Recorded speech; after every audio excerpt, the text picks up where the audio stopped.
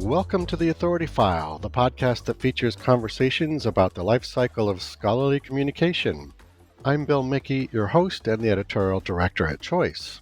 In this series, which is brought to you with generous support from Taylor and Francis, we're going to be talking about open access, but from the publisher's point of view. In order to meet the requirements of open access distribution of scholarly content, publishers have spawned a variety of new content models. Talk about a pivot. Joining me on the next 4 episodes is Jamie Hutchins, Director of Open Research Americas at Taylor and Francis. Jamie will be sharing the progress of the publisher's new open access book publishing pilot called Pledge to Open.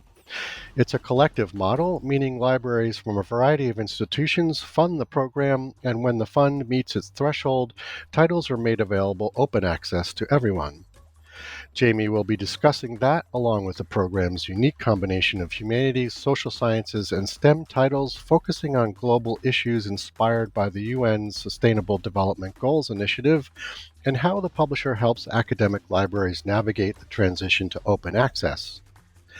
In this third episode of our series, we talk about the various roles libraries play in open access funding, including purchasing trends and how OA models require unique and varied partnerships within an institution.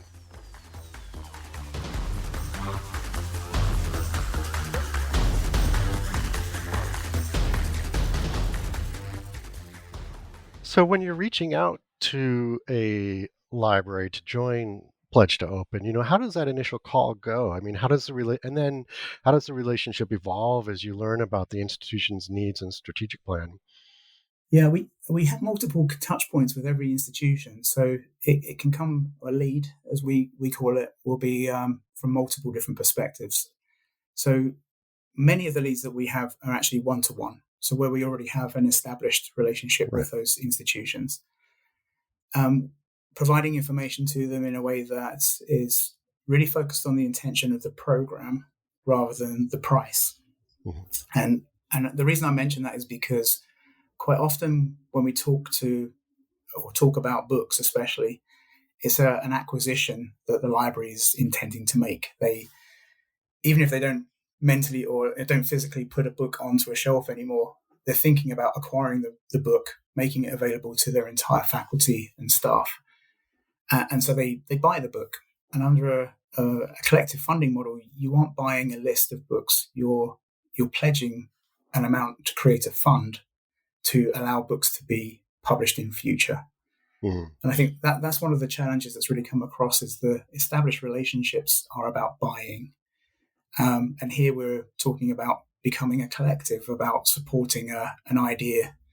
And quite often the questions we get are, which books will we publish? Now, I can answer that today, but I couldn't have answered that question 2 weeks ago. Mm. So we've been moving through a process of working with authors, letting them know that this is something we're trying to achieve, pointing out books that would fit within the program and creating a long list, and then refining that long list down into a shorter list as we start to get closer to the thresholds we need to start publishing. So we're coming close to the first threshold, which is actually where we will have enough of a fund to make 35 of those books available on open access. So now we can actually talk to authors and say, your book is very likely to be published in the next couple of months. Okay. And as we get to the final threshold, obviously we hopefully will make all 70 books available. So if a library is essentially pledging funds to the program and they're not getting titles, immediate gratification with titles, as they typically do, is that money coming from a different bucket, within the library or institution? Or it can do. Yeah. And as I said, we have multiple touch points. It was interesting as we went through this process. So quite often selectors in the library don't work in a manner where they look outside of their own subject specialty. Right. So that was a challenge that we hit immediately. Mm-hmm. If you're deliberately fusing different subject areas together into a collection, and there isn't a subject selector for climate change, that's a problem. Or for one of the other areas, mental health, for instance. So that's something that was a challenge. We had to provide additional information to show how books would fit into more traditional definitions, and then bring them back together to talk about the overall intent of the program. Then we also talk to quite often the economic decision makers, so those who manage the budgets. So that's usually more of a question about, at the size of institution you are, what would be an appropriate pledge? What sort of size would you need to commit to? And then there's actually a sort of third level, which is in some ways can be quite different conversation altogether, which is really about how does it meet the strategy of your organization, and quite often the library within that organization. And there's differences of opinion there, I think, as to whether the library really should be playing a part in these kinds of initiative. And we see big differences across different states, especially as we talk to different libraries. So quite often state politics has a big role to play in those decisions as well. Yeah.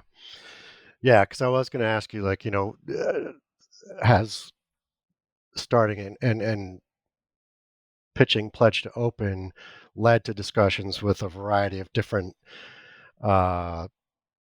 people within an institution that you maybe traditionally wouldn't have spoken with a more traditional model? Yeah, I mean, all of the three descriptions I just gave you are still within the library system, but quite often we wouldn't talk to all three of them. And what we realized quite early on was that we actually have to explain the different levels of and criteria that each of these roles are playing within a library and within a bigger institution itself. We are talking, obviously, on the editorial side to the researchers themselves. So obviously what we're making, or we hope to make this fund available to them. So they have to be amenable. They might actually want to publish their book open access. And interestingly, not all authors do. So there's quite a lot of education to do on the author side still, even though this has been really happening now for well over 2 decades. Yeah, that's wild. Yeah. What's the hang up still? Is it just they feel like it's not interesting, the typical stigmas or something, or from an author perspective? It still is interesting. So I'm talking about almost my entire career now, like 25 years in publishing, and people were still worried about things like quality. Yeah, so is an open access book or an open access journal article as high quality as something that would be paid for? And so but we were very conscious that research integrity and quality were paramount for us. So this is not only our reputation, but it's also the reputation of these programs. Yeah. And it's the partners who've committed to them as well. They want to get good impact, which can be defined in lots of different ways, for supporting such a program. Yeah. And especially if they've gone and actually gone against perhaps the trend and actually decided to support a program that's being managed by a commercial player. So as we said all the way through this, it's really complex. We've learned a lot all the way through this, and undoubtedly as we go into the next phase after our initial pilot, we'll have to continue to refine and possibly offer multiple different models. Right. So you've talked about how combining HSS and STEM into an interdisciplinary sort of SDG-based collection, and how that's led to some logistical obstacles in how libraries purchase or will be purchasing these materials. What are some of the other ways you've adjusted to that? Are you bringing all of constituents in together to talk to them all at once, or what are some other tactics that you're using? It is interesting because it has been a real mix. So there have been institutions who have just said, "Yep, send us the invoice and a license," and that's an interesting thing in its own right, because a license is not what we issue here. We're talking about a pledge to support a collective fund when you're not licensing anything. So lots of cultural things that we have to change there as well. To others where we've had, I think 14, is our record, stakeholders on the call to talk through the program. And each of those stakeholders had a very different view of TNF for a start. So we might have a really strong relationship with the acquisitions librarian, but perhaps have never, as a team, an open research team, we've never spoken to a subject selector before. So there's quite often a lot of past history that we need to talk through and understand that we're trying to move into a different direction.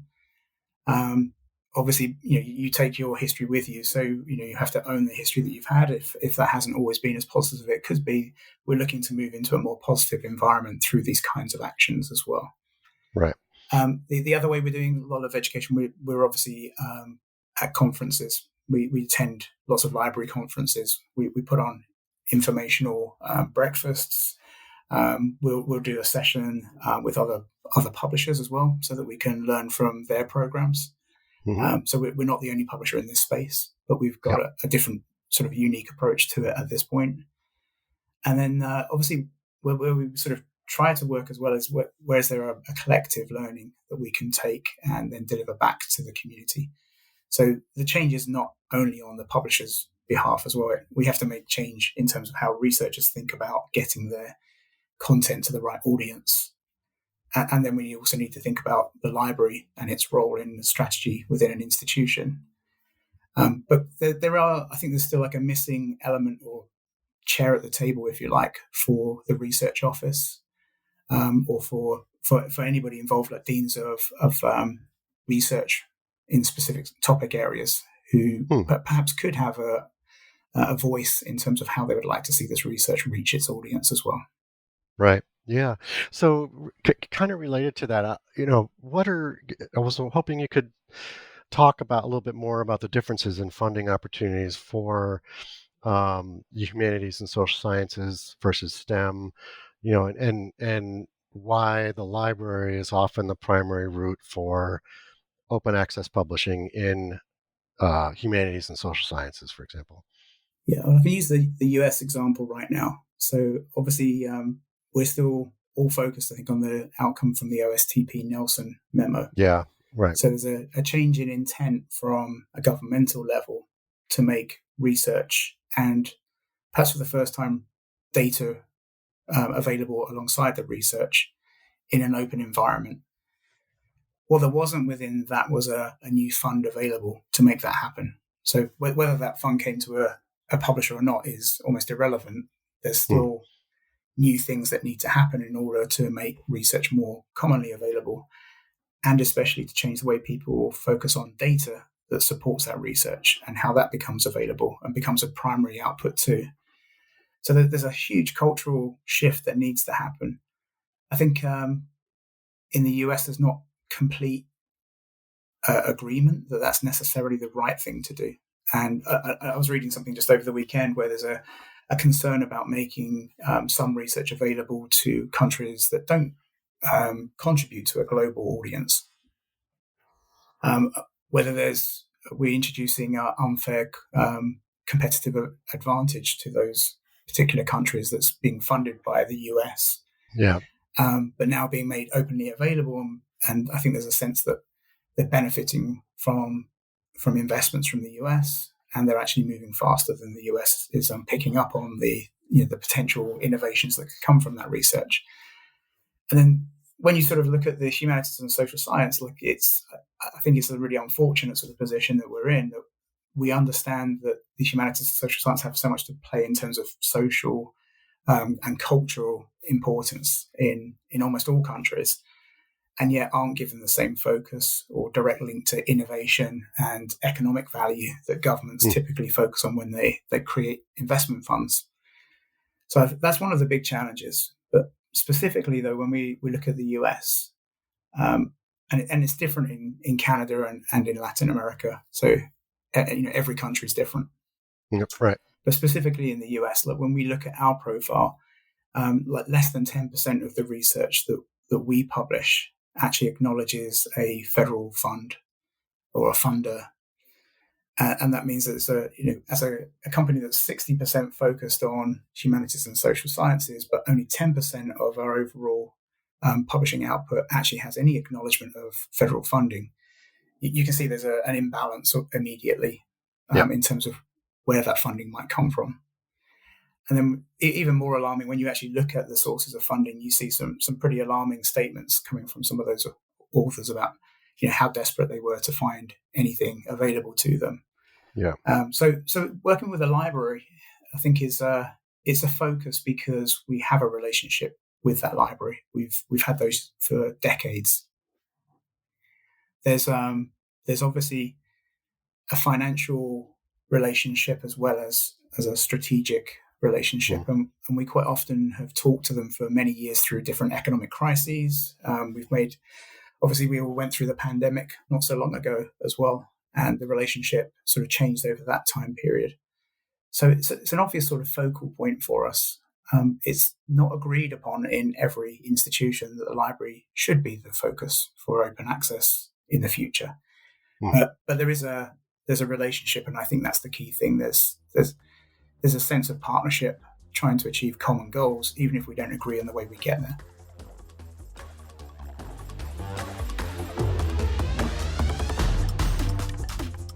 You just heard from Jamie Hutchins, Director of Open Research Americas at Taylor & Francis. This episode was brought to you with generous support from Taylor & Francis. Join us next week for our final episode of this series when Jamie talks about the lessons Taylor & Francis has learned since launching its Pledge to Open pilot, how publishers are dealing with the constantly shifting OA landscape, and some tips on how institutions and publishers can make the shift to OA more efficient. As always, underwriting opportunities for the Authority File podcast are directed by Choice's advertising director, Pam Marino, and all of our episodes are produced and edited by Choice's digital media producer, Sabrina Kofer, with support from digital media assistant, Ashley Roy. That's all for this week. Thanks for joining us.